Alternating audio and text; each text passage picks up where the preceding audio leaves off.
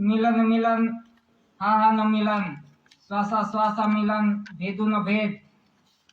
के मिलन मिलन, श्वासों का मिलन, कि हमारा शरीर माता पिता ने कितने श्वास लिए और कितने श्वास दम घुटे, इस आधार से ये कुदरती बंधन है कि हमारा शरीर माता पिता के कितने श्वास लिए, उस आधार से हमारा शरीर ये बनता है कि मिलन मिलन हा न मिलन, श्वासा श्वास मिलन न भेदु न भेद। कि श्वासों का मिलन का भेद किसने दिखाया? कि इसका भेद ये दादा ने दिखाया कि हमारा शरीर कैसे बना है, कितने श्वासों से बना है, कि हमारा शरीर माता पिता ने कितने श्वास लिए, कितने दम घुटे, इस आधार से हमारी शरीर रचना होती है। तो उस समय से ही हमारा आयुष्य कितना है, जितने श्वास घुटे, जितने श्वास लिए, इस आधार से हमारा शरीर देह बनती है। तो इसी तरह से श्वासा श्वासा मिलन भेदु न भेद, आत्मस्वरूप बांधा श्वासो न श्वासे। कि आत्मस्वरूप ये श्वासों के बंधन से बनता है, कि ये शरीर आत्मस्वरूप श्वासों का बंधन से, कि माता पिता ने कितने श्वास लिए, इस आधार से ये शरीर रचना बनती है। कि शरीर अर्क बांधा हा न भेदे, ये शरीर का अर्क ये श्वासों का श्वास से बनता है। कि भेदु न भेद पुन देखावे भेद, हा न भेदु पुरुष भेदु न भेद। के श्वासों का भेद विश्व में किसी ने नहीं दिखाया, सभी तो दिखाने वाले आ गए, लेकिन हमारा शरीर कैसे बना, कितने श्वास लिए, किस आधार से हमारा शरीर बना, उसका भेद तो किसी ने दिखाया नहीं विश्व के अंदर। लेकिन दादा ने इस श्वासों का भेद विश्व को दिखाया कि हमारे शरीर किस आधार से, कितने श्वासों से बनता है। तो इसी तरह से हमने कितने श्वास लिए, माता पिता ने कितने श्वास लिए, दम घुटे, इस आधार से हमारा शरीर बनता है। कि उसी समय से हमारा आयुष्य कितना है वो नक्की हो जाता है। लेकिन हमारा शरीर खुद को जिम्मेदारी है कि इसके शरीर के उसको अच्छी तरह से रखे, लेकिन हम ये शरीर को ऐसे तैसे बिगाड़ेंगे तो ये शरीर जल्दी ही चला जाएगा, ये जीव। लेकिन शरीर को शुद्ध रखना हमारी जिम्मेदारी है। तो इसी तरह से श्वासों की बांधनी से हमारा शरीर का आयुष्य तब से हो जाता है। लेकिन हम शरीर ऐसे शुद्ध नहीं रखेंगे तो हम कभी भी जा सकते हैं, हमारा आयुष्य कम हो जाता है। तो इसी तरह से ये श्वासों का मिलन, ये श्वासों का भेद, ये धरती माता पे आके ये दादा ने दिखाया, एक एक शरीर रचना हमारी कैसे बनती है, उनका भेद ये दादा ने दिखाया। और दादा ने विश्व को दिखाया, नहीं कि इस देश को ही दिखाया, इस गांव में ही दिखाया, लेकिन दादा ने तो विश्व प्रसिद्धि की कि विश्व के अंदर सभी देशों को दिखाया कि ये व्यवहार कैसे बना है, ये कुदरती रचना कैसे बनी हुई है। तो इसी तरह से दादा ने एक एक रचना की रचना दिखाई, तभी दादा first lord of the treasury कुरबान हुए कि दादा ने ट्रेजरी का, कुदरती ट्रेजरी का एक एक का हिसाब दिखाया है दादा ने। तो इसी तरह से ये मिलन मिलन श्वासों का मिलन, तो इसी आधार से हमारी शरीर रचना तैयार होती है।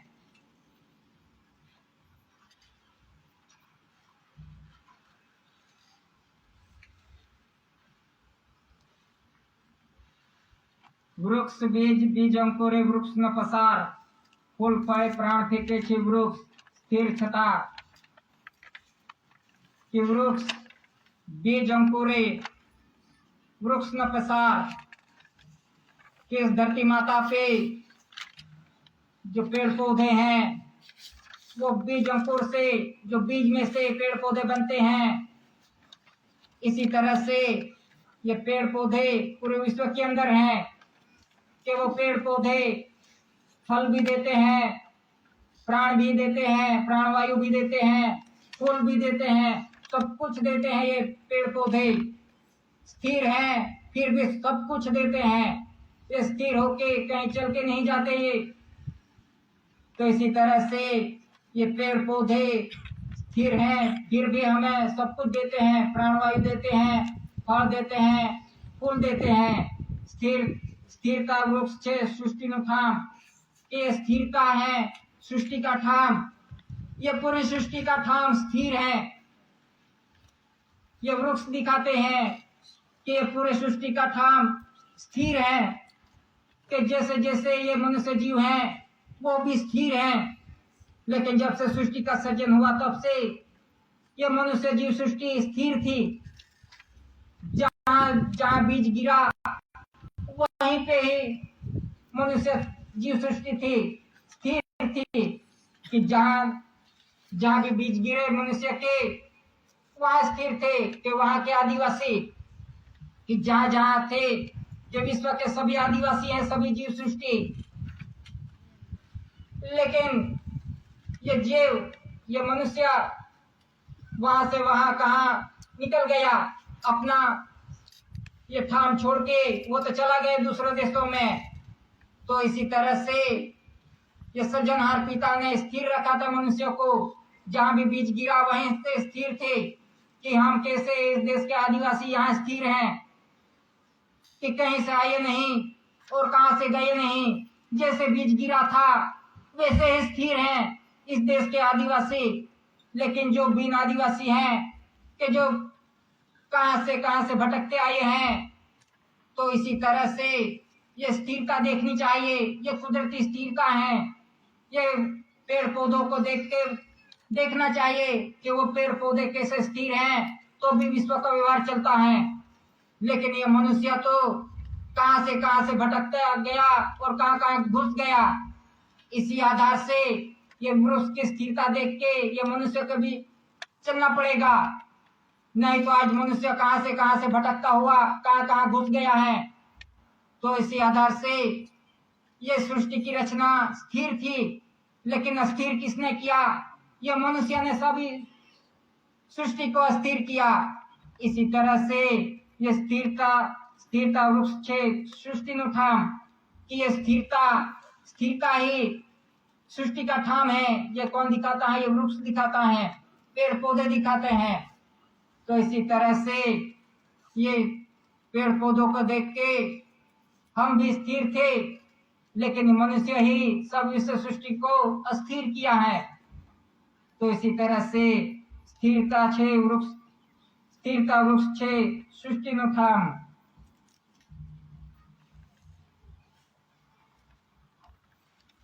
स्वकर्ता की जय। अमल है जब भी अमली नहीं, अमली प्रमाण प्रत्यक्ष हो। कि जब से सृष्टि का सर्जन हुआ तब से ये अमली व्यवहार है। कि कुदरत की रचना एक बार बना दी तो इसमें नया नहीं बनाना पड़ा। एक सूर्य चंद्र पवन पानी धरती माता एक बार रचना कर दी कुदरत ने, तो इसकी रचना हरदम चालू है। इसमें कोई फेरफार नहीं करना पड़ा, नया नहीं बनाना पड़ा। तो इसकी रचना चालू है हरदम। तो इस धरती माता पे जो धान्य कणी रखी, इस धान्य कणी एक बार रचना कर दी तो इसमें नया नहीं बनानी पड़ी। एक बार कुदरत ने रचना कर दी तो इसकी रचना चालू है कि नया बीज नहीं बनाना पड़ा। लेकिन इस धरती माता पे तो अमली व्यवहार था, लेकिन इसमें भी मनुष्य का कम पड़ा। तो मनुष्य ने ये धान्य कणी को भी आज संकरित कर दिया, हाइब्रिड बना दी। तो इसी तरह से जो कुदरती रचना थी कि अमली व्यवहार चलता था, लेकिन इसमें भी आज मनुष्य ने ये हाइब्रिड बना दी, हाइब्रिड टेक्नोलॉजी वाला ऐसी कणी बना दी, धान्य कणी संकरित बना के। तो इसी तरह से जो ओरिजिनल धान्य कणी थी उसको भी आज साइड पे कर दिया और जो हाइब्रिड है वही दिखाई देगी। तो इसी तरह से हमारा शरीर भी ऐसा ही बन गया हाइब्रिड टेक्नोलॉजी वाला, तो एक आहार भी ऐसा और हमारा जीवन भी ऐसा, कब चाहे कब लुढ़क जाए इसकी कोई गारंटी नहीं। ये धान्य कणी भी हमें संकरित हाइब्रिड खा के हमारा शरीर भी ऐसे जल्दी बड़ा हो जाता है और नाश भी जल्दी हो जाता है। तो इसी तरह से इस धरती माता पे आके ये मनुष्य ने ही सब कुछ बिगाड़ा कि हाइब्रिड बना दिया, जो कम गिरा तो हाइब्रिड बना दिया, और ऐसे ही सब लोभ में कि ये बहुत बिकती हैं, ये हाइब्रिड धान्य बहुत बिकता है, इसी लोभ में आज मनुष्य उसके लालच में पड़ गया और सभी जो ओरिजिनल धान्य कणी थी उसको तो भूल ही गया।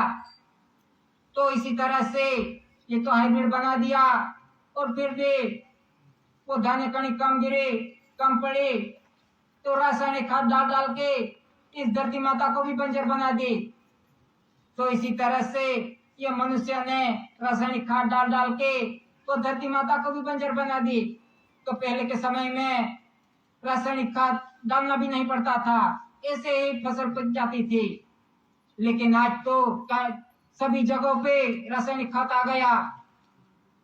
तो इसी तरह से जो कुछ भी बिगाड़ किया वो मनुष्य ने ही किया है।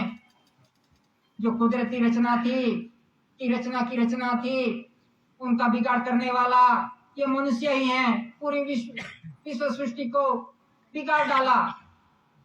तो इसी तरह से ये सब कुछ बिगाड़ने वाला ये मनुष्य ही है, कि जिसे बहुत होशियार कहते हैं सृष्टि जगत में, लेकिन वो ही सबसे बड़ा वो सृष्टि नाशी है।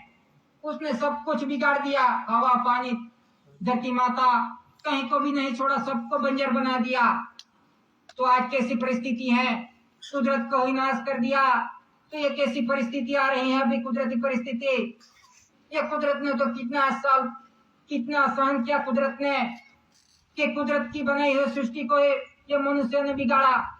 ये तो कुदरत जिंदा है, देखने वाला है कुदरत के ये मनुष्य क्या कर रहा है। इस मनुष्य को तो हंस बन के भेजा था धरती माता पे, लेकिन हंस बन के भेजा, लेकिन ये धरती माता पे जाके सृष्टि को ही नाश करने लगा, कुदरत को ही नाश करने लगा। वो तो कुदरत के पास सहन शक्ति है, इसीलिए सभी जी रहे हैं। नहीं तो कुदरत तो 1 सेकंड में 1 मिनट में कुछ भी कर सकता है, हम हिल भी नहीं